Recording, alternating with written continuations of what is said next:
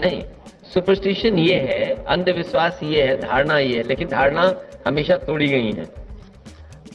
लेकिन एक धारणा ये भी है कि जो नोएडा जाता है उसकी भी सरकार बनती है। मैं 2011 में अपनी साइकिल की यात्रा वहीं से शुरू की थी और सरकार बनाई थी। इस बार भी मैं नोएडा में इसीलिए जा रहा हूं कि आने वाले समय में सरकार बनानी है। 11 मैं पार्टी गए थे, दोनों पार्टी के संगठन के लोग हुए हैं और जरूरत पड़ने पर परिवार की दोनों संगठन के लोग मदद करेंगे।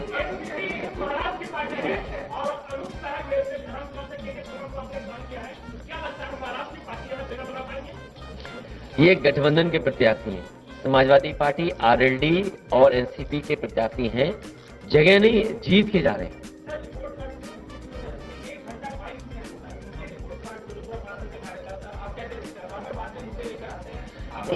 आप ही बताइए, 1 घंटा 22 मिनट अगर कोई बोला है तो क्या उन्होंने अपना संकल्प पत्र पढ़ा होगा? जिस संकल्प पत्र में पहले पन्ने पर यह लिखा गया है, पहला संकल्प यह है कि किसानों की आय 2022 तक दोगुनी हो जाएगी। क्या आज किसानों की आय दोगुनी हो गई? जो लाखों लाख परिवार परेशान हुए लॉकडाउन के समय पर, पैदल पैदल चल करके गए, इसी सड़क से न जाने कितने मजदूर चले गए होंगे, घर पहुंचे होंगे। आज इनके पास झूठ बोलने के लिए भोंपू तो हैं, जो प्रचार के लिए निकल पड़े हैं, लेकिन क्या उस समय मजदूरों की मदद के लिए इनके पास गाड़ियां नहीं थी?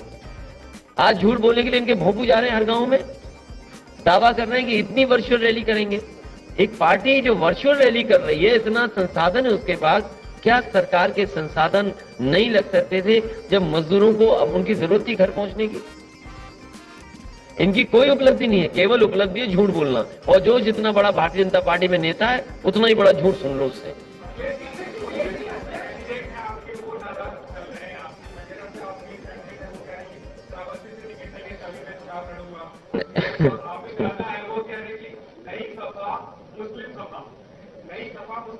देखिए, ए के बारे में तो मैं कह सकता हूँ, थोड़ा दूर भेज दिया उन्हें।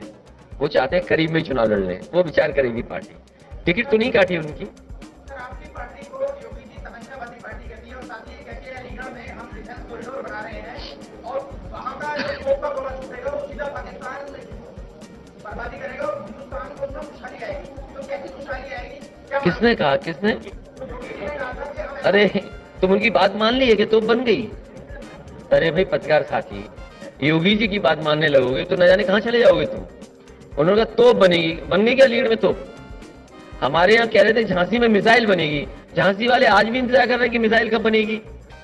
जमीन ले ली, बाउंड्री, जमीन नहीं ली गई, बाउंड्री तक नहीं बनी, और आप इनकी बातों का भरोसा मान रहे हो। अरे इनसे कहो कि भाई बुल हटा दो सड़क से।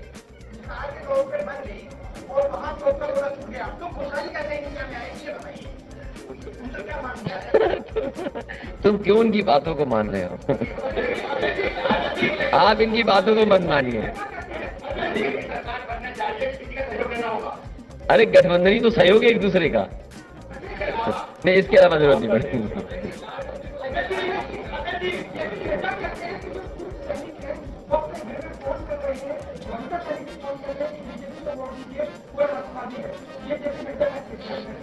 मैं भी अपने सभी सीनियर और जूनियर जो आपके माध्यम से, अगर ये बात है, ये जो सच बोल रहे, अगर ये बात सच है तो भाई हम भी मिलिट्री स्कूल में पढ़े हैं, हमारे परिवार के लोग भी, यहाँ खड़े हुए लोग समाजवादियों के बहुत सारे परिवार के लोग भी फौज में होंगे।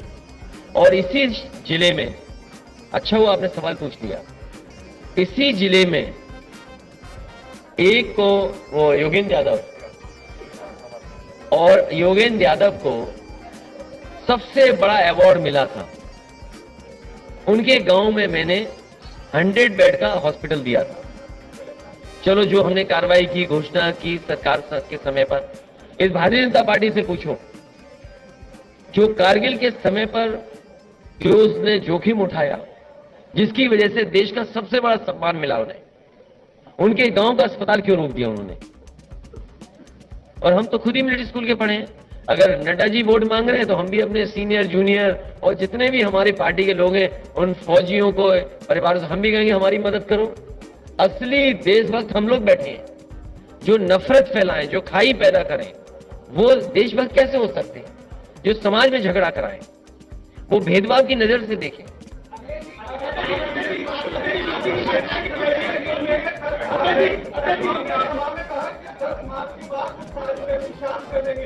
तो वो कोई कंप्रेसर है क्या? जैसे आप फ्रिज है घर में, कंप्रेसर खराब हो जाए तो गर्म हो जाएगा, कोई मतलब नहीं। तो क्या मुखर्जी जी कंप्रेसर है?